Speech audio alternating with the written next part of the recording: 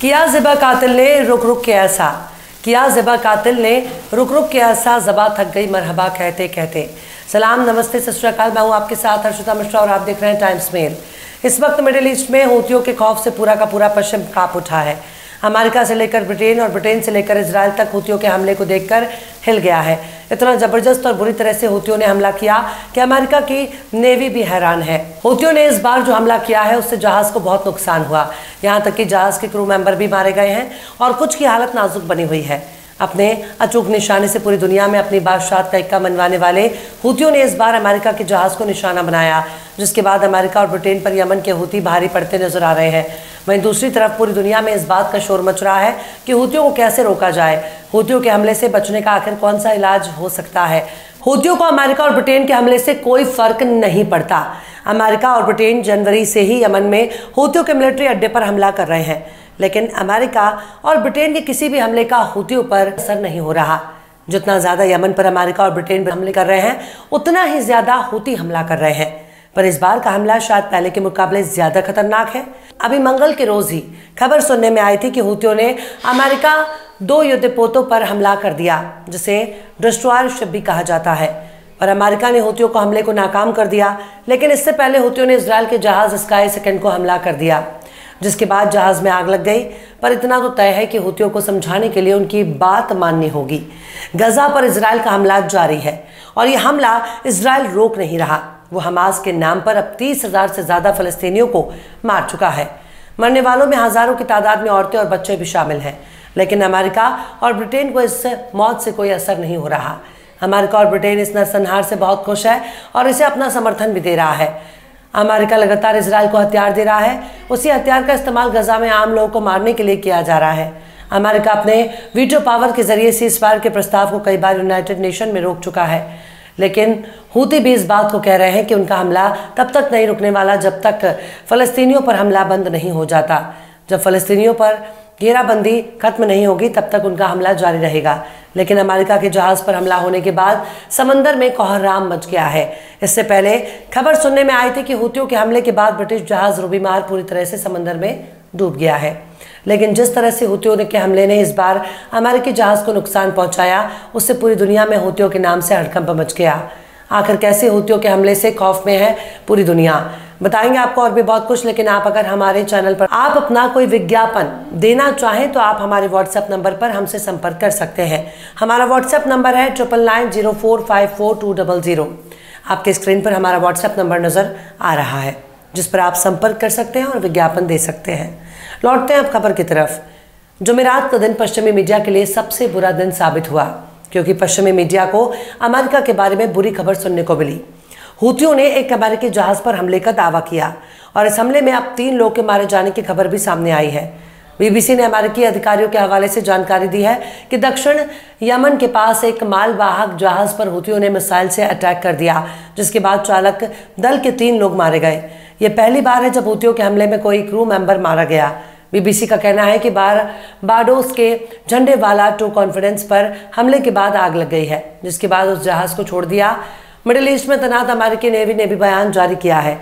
US central command यानी CENTCOM ने कहा कि चालक दल के 3 सदस्य मारे गए हैं और कम से कम 4 घायल हो गए, जिनमें से 3 की हालत गंभीर है। सेंटकॉम ने सोशल मीडिया पर कहा कि हूतियों के इस हमले ने ग्लोबल मार्केट में खलल पैदा कर दिया है और इस हमले में व्यापार को बाधित कर दिया और बैनुल अक़वामी मल्लाहों की जान चली गई, यानी इंटरनेशनल सेलर की जान चली गई। वहीं बीबीसी ने हूती ग्रुप के हवाले से बताया कि 2 कॉन्फ्रेंस के चालक दल ने हूती नेवी की तरफ से दी गई चेतावनी को नज़रअंदाज कर दिया था। बीबीसी के मुताबिक अमेरिकी और ब्रिटिश के अफसरों ने शुरुआत में 2 लोगों की मौत और 6 के जख्मी होने की जानकारी दी थी। जहाज पर चालक दल के 20 सदस्य थे, जिनमें 1 भारतीय, 4 वियतनामी और 15 फिलिपिन के नागरिक शामिल थे। जहाज पर 3 सशस्त्र गार्ड, जिनमें से 2 का ताल्लुक श्रीलंका और 1 का ताल्लुक नेपाल से है। बीबीसी ने जहाज के मालिक और मैनेजमेंट के एक प्रवक्ता के हवाले से बताया कि यह हमला अदन शहर से लगभग 50 समुद्री मील यानी 93 किलोमीटर दूर दक्षिण पश्चिम में हुआ। हमले के बाद यमनी टीवी चैनल अल मसीरा टीवी ने बुधवार शाम को बताया कि अमेरिका के नेतृत्व में 2 हवाई हमलों ने हौतियों के बंदरगाही शहर हदायदाह में अंतर्राष्ट्रीय हवाई अड्डे को निशाना बनाया था। यमनी अमेरिका इस बार अपने हमले में इंटरनेशनल एयरपोर्ट को निशाना बनाया था। शायद इसी खुन्नस में हूतियों ने अपने हमले तेज कर दिए, जिसके नतीजों में हूतियों ने टू कॉन्फिडेंस पर हमला करा होगा। वहीं United kingdom maritime trade operations यानी UKMTO एजेंसी ने कहा कि टू कॉन्फिडेंस की VHF रेडियो पर खुद को यमनी नेवी कहने वाले ग्रुप ने रास्ता बदलने के लिए कहा और फिर आसपास के जहाजों ने एक जोरदार धमाके और धुएं के बड़े गुबार की सूचना दी। UKMTO ने कहा कि टू कॉन्फिडेंस का नुकसान पहुंचा और उसे नुकसान हुआ और अमेरिका के नेतृत्व वाले अंतर्राष्ट्रीय समुद्री गठबंधन के नौसैनिक जहाज और उसके चालक दल की मदद कर रहे हैं। वहीं हौतिस ने अपने बयान में दावा किया कि टू कॉन्फिडेंस एक अमेरिकी जहाज था, लेकिन अमेरिकी विभाग के प्रवक्ता ने कहा कि जहाज का किसी भी अमेरिकी इकाई के साथ कोई वर्तमान संबंध नहीं था। हौतियों के यमनी आर्म्ड फोर्सेस के मिलिट्री प्रवक्ता ने पहले से रिकॉर्ड किए गए अपने बयान में इस हमले की जिम्मेदारी ली है और दावा किया है कि मिसाइल हमले के बाद जहाज में आग लग गई है।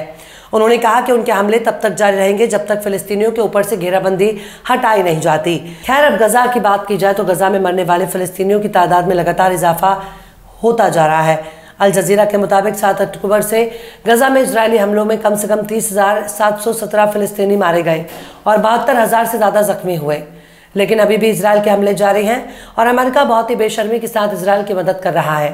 बहरहाल चलते चलते आखिर में खान जाबाज ने भी क्या खूब फरमाया है, चाकू पे है निशान किसी बेगुनाह का, चाकू पे है निशान किसी बेगुनाह का, कातिल तो हाथ में लिए खंजर चला गया। फिलहाल इस वीडियो में बस इतना ही। ये वीडियो आपको कैसा लगा कमेंट बॉक्स में आप जरूर बताइएगा। वीडियो पसंद आए तो लाइक करें। हमारे वीडियो लिंक को फेसबुक, ट्विटर, व्हाट्सएप पर अपने रिश्तेदार यार दोस्तों को भी शेयर करें और बेबाक, निष्पक्ष, स्वतंत्र पत्रकारिता को सपोर्ट करने के लिए आप हमारे चैनल टाइम्स मेल को जरूर से सब्सक्राइब करें और हाँ, बेल आइकन की घंटी वाली बटन भी आप जरूर से दबा दें ताकि आपको हमारे आने वाले नए वीडियो की नोटिफिकेशन फौरन ही मिल जाए। फिर मिलता है किसी और वीडियो में एक नई खबर के साथ। हर्षिता मिश्रा को दीजिए इजाजत। जय हिंद। उनकी औकात ही नहीं है कि वो अमेरिका से बगैर पूछे सांस डकार भी ले सके। गाजा में रोटी भेजना ये उनके बस की बात नहीं है। झोंबे वाले केवल अमेरिका की चापलूसी करना जानते हैं, पर तमाम अरब देशों में यमन के हूती एक वाहिद ऐसी फौज है जो अमेरिका की ईंट से ईंट बजाने में यकीन रखती है। यमन के हूती समंदर में अमेरिका को मुंहतोड़ जवाब दे रहे हैं और न सिर्फ इजराइल से मुंसलिक जहाजों पर हमला कर रहे हैं, बल्कि इजराइल के सबसे बड़े रहबर अमेरिका और ब्रिटेन के जहाजों को निशाना बना रहे हैं। बाइडन और सुनक दोनों के नाम सुनकर हूती सनक चुके हैं और यमन अपनी सनक मिजाजी के लिए जाना जाता है, वरना फलस्तीन और यमन के बीच हजारों मील का फासला है। सोचिए ऐसा कौन सा रिश्ता है जिसकी वजह से फलस्तीन इतना दूर होने के बावजूद भी यमन के इतना करीब है। तो देख लिया आपने हमारे इस वीडियो को। हमें उम्मीद है कि आपने हमारे वीडियो को लाइक किया होगा और दूसरों को भी शेयर किया होगा। अगर अभी तक आपने हमारे चैनल टाइम्स मेल को सब्सक्राइब नहीं किया है तो जल्दी से सब्सक्राइब कर दें और बेल आइकन भी प्रेस कर दें।